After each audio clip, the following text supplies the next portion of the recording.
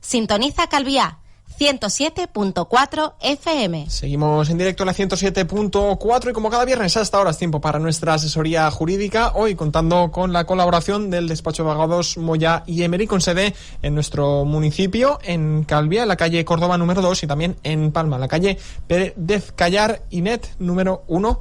Número 11, perdón, del local primero, hay que decirlo todo bien. Y hoy nos acompaña de ese bufete de abogados Marga de Matos. Abogada, muy buenos días, ¿cómo estás? Buenos días, feliz año a todos. Igualmente, bienvenida de nuevo a la 107.4 y cuéntanos, ¿de qué vamos a hablar hoy?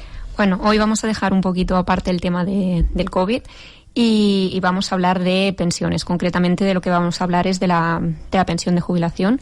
Es un tema muy extenso del que podríamos hablar durante mucho rato. Vamos a intentar hablar de los aspectos más relevantes, o para que pueda la gente saber un poco cómo funciona esta pensión, las modalidades que hay, en qué consiste y bueno, que es un tema importante y que mucha gente con los tiempos que corren pues se está planteando. Y además que con la entrada del año 2021 incluye novedades. Correcto. Muy bien, pues adelante, ¿de qué vamos a hablar en primer lugar? Bueno, en primer lugar vamos a hablar de lo que es la jubilación. La jubilación se define como el cese o el fin de empleo de actividad profesional, ya seas una persona autónoma o ya seas un trabajador por cuenta ajena, porque has llegado a una determinada edad. Entonces tienes un derecho a recibir una renta que sustituye el fin de ingresos procedentes de actividad profesional o de actividad laboral. Los fines que tiene una pensión de jubilación son básicamente dos. Uno es el contributivo, es decir, yo sustituyo mis rentas laborales o profesionales por una pensión. Y la otra es la finalidad asistencial, es decir, no me puedo quedar sin ingresos porque dejo de trabajar. Claro. Entonces, definida lo que vendría a ser la pensión de jubilación, hay diferentes modalidades. Y estas modalidades se clasifican básicamente en base a dos variables. Una de las variables es los años que una persona tiene o no cotizados, y la otra variable es la edad que tiene la persona. Entonces, la primera variable, como he comentado, es los años que una persona tiene cotizados o no. Entonces, aquí podemos encontrarnos con las pensiones de jubilación contributivas o las no contributivas. Las contributivas son aquellas que la persona que accede a ellas tiene como mínimo 15 años cotizados.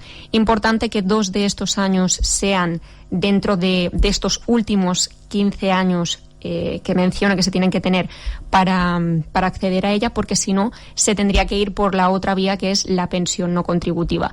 La pensión no contributiva es para gente que carece de recursos económicos y además no tiene un periodo mínimo de cotización de 15 años. De cara a las jubilaciones no contributivas, ¿cuáles son los requisitos? Porque luego voy a hablar más extensamente de las contributivas. Se tiene que ser ciudadano español o haber residido permanentemente en España, tener una residencia legal, para decirlo así, tener más de 65 años o 65 años y carecer de ingresos suficientes para poder mantenerse o cubrir las necesidades básicas. ¿Qué se entiende por no tener ingresos suficientes? Bueno, cada año se van estableciendo unos umbrales. El umbral que se ha fijado ronda los 5.500 euros anuales. Lo que pasa que este umbral varía en función de si tienes cargas económicas, si tienes familiares que también tienen ingresos, y el umbral pues baila un poco en función de la situación personal en la que te encuentras. Por ejemplo, si tú convives con un cónyuge, se tienen en cuenta los ingresos que tiene tu cónyuge, con lo cual el umbral también es un poquito superior. Claro. ¿Vale? La particularidad que tienen las pensiones no contributivas es que el órgano competente no es el INS, no es la Seguridad Social, sino que son organismos propios de las comunidades autónomas, como son las oficinas de servicios sociales o el INSERSO. Y luego la cuantía que puedes recibir en las pensiones no contributivas, como digo, depende un poco de los recursos económicos de los que disponga la persona, pero como mínimo se recibe el 25% de ese umbral que he comentado antes, de los 5.500 euros anuales, y como máximo se recibe esta cantidad anualmente. ¿De acuerdo? Es un mínimo, ¿verdad? Para un mínimo de subsistencia, prácticamente. Es un mínimo de subsistencia. Como el salario mínimo interprofesional se fija para que puedas cubrir tus necesidades básicas, en las pensiones también se fijan máximos y mínimos para que las personas pues puedan subsistir y cubrir básicamente sus necesidades. Vale. Una segunda variable, además, ¿no? Luego está una segunda variable, que es la edad. Que esto es uno de los grandes cambios que cada año vemos, que es... Empezamos con una edad de 65 y ahora nos la van incrementando hasta 2027 progresivamente para llegar a los 67. A día de hoy está situada en 65 años. Si tienes 37 años y 3 meses cotizados, si estás por debajo de su umbral, hemos incrementado esa edad a 66. El año pasado estaba en 65 y 10 meses, ahora ya pasamos a 66. Entonces, dentro de lo que es el criterio de edad que tiene que tener el solicitante para acceder a la jubilación. Un primer tipo de jubilación es la jubilación ordinaria, es decir, yo tengo la edad que se me requiere para acceder a este tipo de pensión. 65, como he dicho, si tienes 37 y 3 meses, y 66 si no cumples con ese periodo de cotización. ¿Cuál es la cuantía máxima que yo puedo recibir si me jubilo ordinariamente? Bueno, el año pasado teníamos básicamente un umbral de unos 2.683. Este año las pensiones todas se han incrementado en un 0,9%. Se prevé que los mínimos se incrementen un poquito más, a un 1,8%. Y este año nos encontramos que como máximo, en una pensión de jubilación ordinaria, podríamos llegar a cobrar, en función de periodos cotizados y bases reguladoras, 2.707 euros, lo cual es una buena pensión mensualmente. No está mal, eso estaba pensando yo ahora mismo. Para nada, cualquiera la querría. Y el límite mínimo, pues lo que digo, se tiene un poquito en cuenta el periodo que tienes cotizado, también depende de las circunstancias personales en las que te encuentres, pero para ofrecer quizás un ejemplo de modo informativo, pensionistas que llegaran a esos 65 años tendrían pues más o menos, si tienen un cónyuge, a su cargo, unos 843. Si no lo tuvieran, unos 683. Y si tienen un cónyuge, pero no depende de ellos, pues rondaría los 648. Depende un poquito, como digo, de las circunstancias de cada persona. ¿Y cómo se calcula el importe de la pensión? Que es una de las grandes preguntas, ¿no? Que se hace la gente que se acerca a esa edad, digo, ¿qué me va a quedar? ¿Qué no me va a quedar? ¿Cómo se calcula? Bueno, tenemos en primer lugar la edad, que como hemos dicho ronda entre 65 y 66 en función de los años cotizados que tenga la persona, y la base reguladora.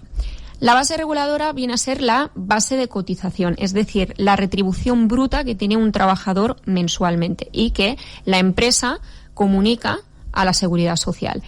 Entonces, las bases de cotización rondan dos importes. Las mínimas se sitúan en 1.108, las máximas en 4.070. Y dentro de estos dos valores, pues tienes tu base de cotización. ¿Cómo se calcula la base reguladora que luego determina tu pensión? Bueno, tienes en cuenta las bases de cotización de los últimos 24 años. ¿De acuerdo? Y a partir de ahí, pues se hace una estimación en base a tu edad, a tu base de cotización y a los años cotizados más recientes, los 24 últimos, y se tienen en especial consideración los más recientes, para decirlo así, para calcular lo que te vendría a salir. ¿Cuál es la primera base de cotización que se tiene en cuenta? La del mes previo a tu jubilación. Es decir, no es que se cojan los primeros años que trabajaste, sino los 24 últimos, para que la situación sea más ajustada al momento en el que estás. Porque se entiende que de esa manera se va a beneficiar más al ciudadano, porque en teoría ganamos más conforme más... Exactamente. Conforme mayores somos. Se entiende que normalmente cuando empiezas tu vida laboral, las condiciones son un poquito, para decirlo así, más precarias que cuando ya te has curtido laboralmente con los años, que tienes una categoría superior o que por antigüedad pues tienes unos complementos que al principio no tienes.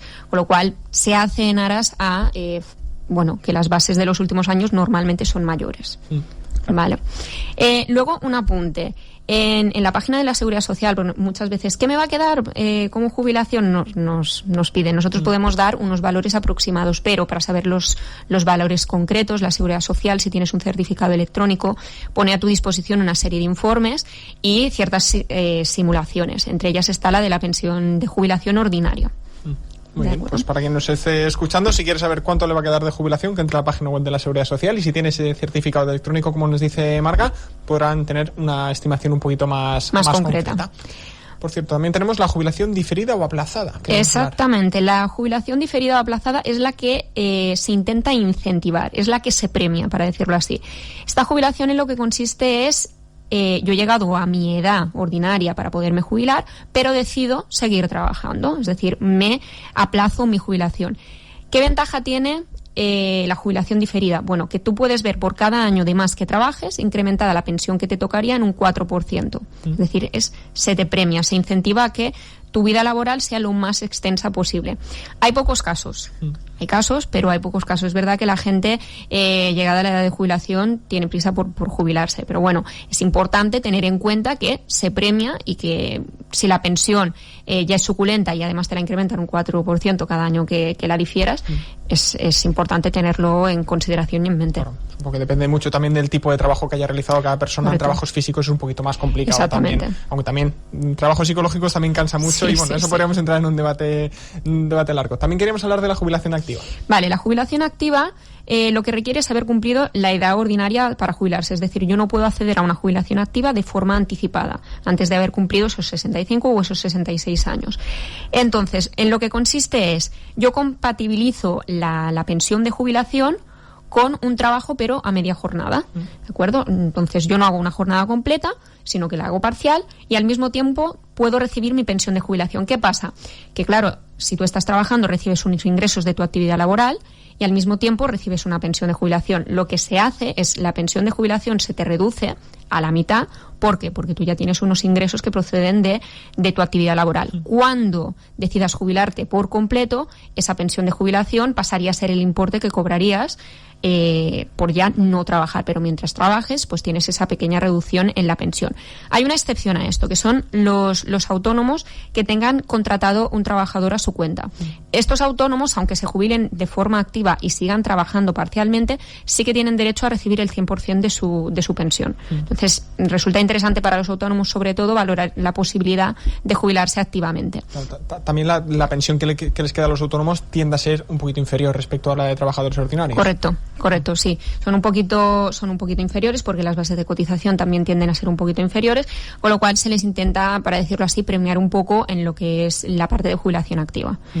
¿Qué pasa? En este tipo de jubilaciones activas sí que surge una controversia, que son los autónomos societarios, es decir, los autónomos que gestionan sociedades o que tienen cierto poder o cierta notoriedad en una sociedad. ¿Por qué? Porque, como digo, los que tienen contratados a su cuenta a un trabajador pueden cobrar el 100% de la pensión. Lo que pasa que en los autónomos societarios se entiende que quien contrata al trabajador no es la persona física, sino que es la sociedad. Con lo cual, a ellos sí que se les reduce la pensión.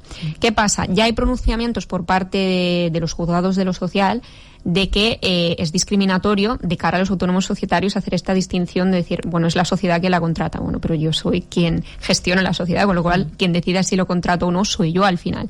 Entonces ya hay pronunciamientos favorables a que los autónomos societarios también puedan tener ese 100% de la pensión, pero la Seguridad Social, si no haces esa reclamación, parece que es bastante reacia a reconocerla, porque si no hay normativa expresa, la Seguridad Social no te lo quiere reconocer. Hablamos de controversia, también se hizo patente, cierto, hace un tiempo, esa controversia en torno a las personas que se jubilan y que siguen cobrando, por ejemplo, derechos de autor por haber escrito un libro, por cualquier tipo de...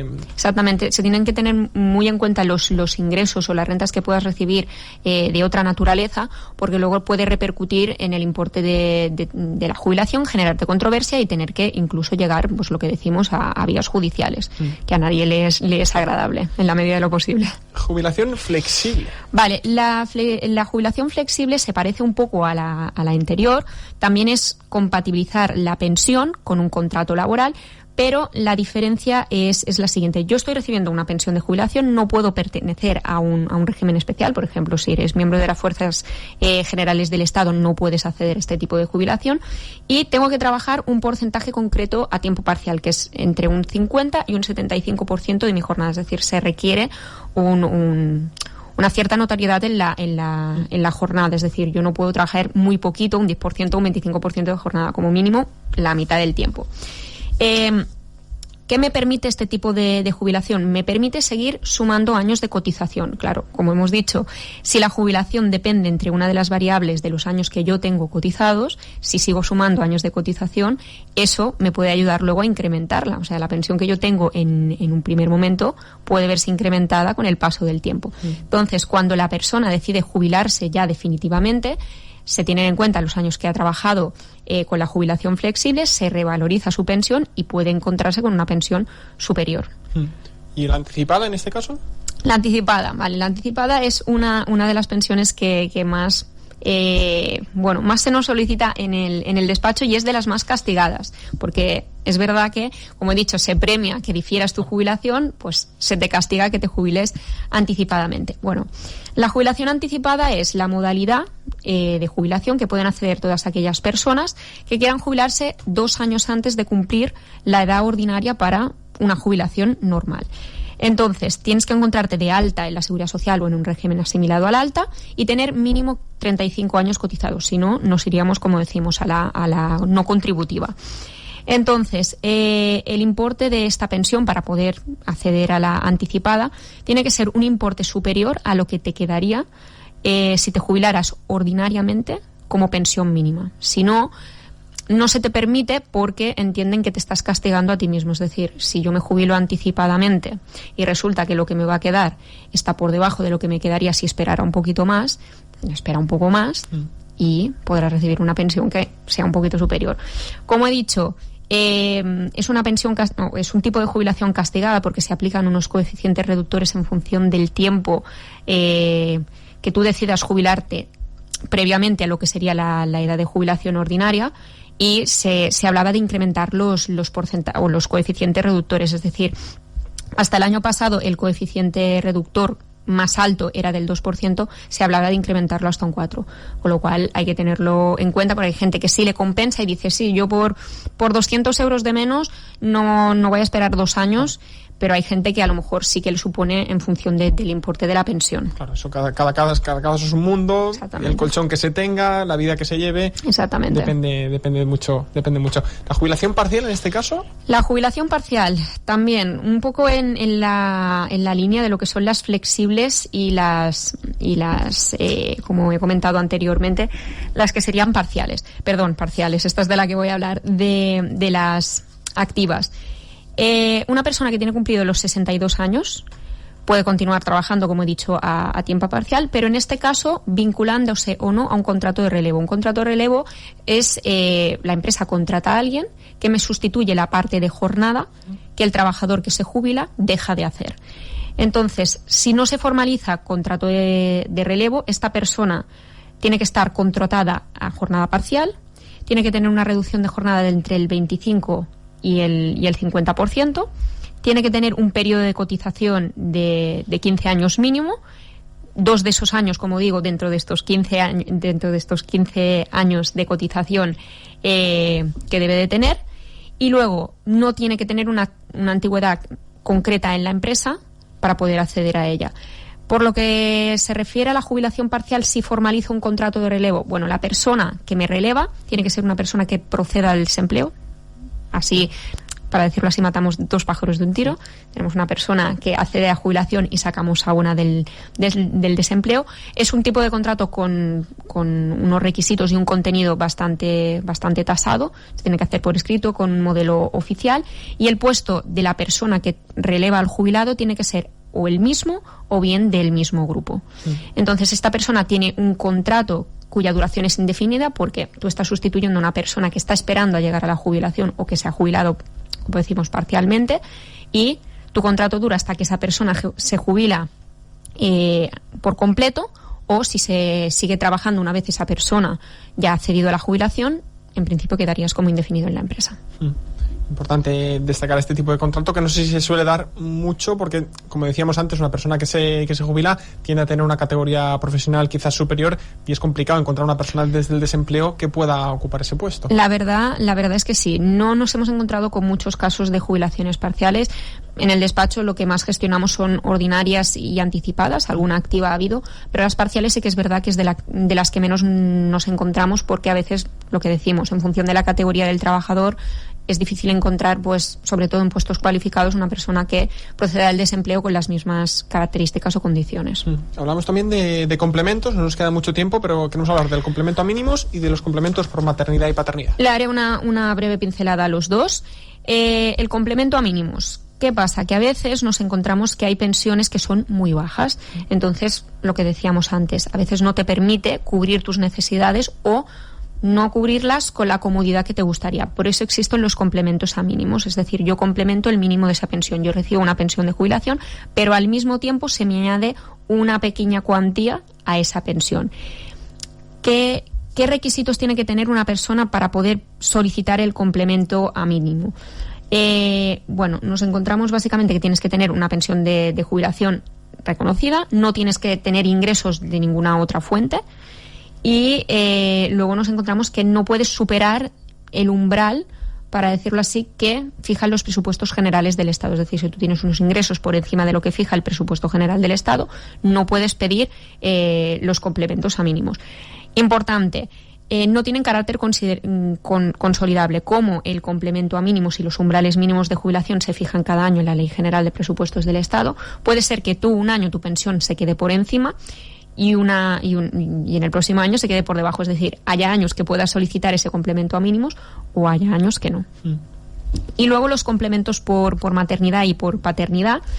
En las solicitudes de jubilación normalmente hay un apartado que está dedicado a mujeres, donde permite que la pensión de jubilación vea un complemento, vea un incremento en el importe, porque se han tenido hijos biológicos o adoptados y se te hace como por haber tenido esos hijos o haber adoptado, pues un complemento a tu pensión. ¿Qué pasa? Que se generó una cierta controversia por lo que pasaba con los hombres. Los hombres no tenían derecho o no tienen derecho a este añadido. Entonces, lo mismo que en el caso anterior de los autónomos societarios, ha habido pronunciamientos por parte de la jurisprudencia del social de que esto es una discriminación positiva hacia la mujer, que atentaría contra el principio de igualdad, y se está empezando también a reconocer en el caso de los hombres, pero lo tenemos otra vez que luchar a través de los juzgados de lo social. Importante, los complementos por paternidad y maternidad solo en el caso de las jubilaciones ordinarias, o sea, en casos de jubilación parcial o anticipada no se podrían solicitar, e importante, solo a partir de enero de 2016, es decir, las jubilaciones que sean de enero de 2016 para adelante. Y los complementos, van en función de los hijos que hayas podido tener. Tenemos un 5% de complementos si tienes 2 hijos, el 10% si tienes 3 hijos y el 15% si tienes 4 o más. Pues muy, muy interesante, Marga. Seguiríamos hablando, como decíamos, largo y tendido de pensiones, porque es un tema que da para mucho, ¿eh? Sí, la verdad es que sí, que se podría hablar largo y tendido. Si te parece, nos emplazamos a posponer este tema para una otra ocasión. Por supuesto. Y seguir comentando dudas que nuestros oyentes también nos pueden hacer llegar a través de las redes sociales o llamando al 871 11 66 90, no ahora, sino en otra ocasión, porque seguramente tenemos ocasión, sea con Marga de Matos o con otra abogado o abogado, de seguir hablando de pensiones, que es un tema más que interesante para todos nosotros, porque todos al final nos jubilaremos. Lo que no sé es a qué edad tú y yo, Marga. No lo sé, a lo mejor ni llegamos a jubilarnos. A saber, para eso tengan hijos, que vendrán bien para pagar las pensiones. Muchas gracias, Marga de Matos. Muchas gracias a vosotros. Abogada del despacho de abogados Moya y Emery, como decimos, con sede en nuestro municipio y también en Palma. Hacemos un alto en el camino y enseguida el programa de la Agenda Web. Continúo Martínez.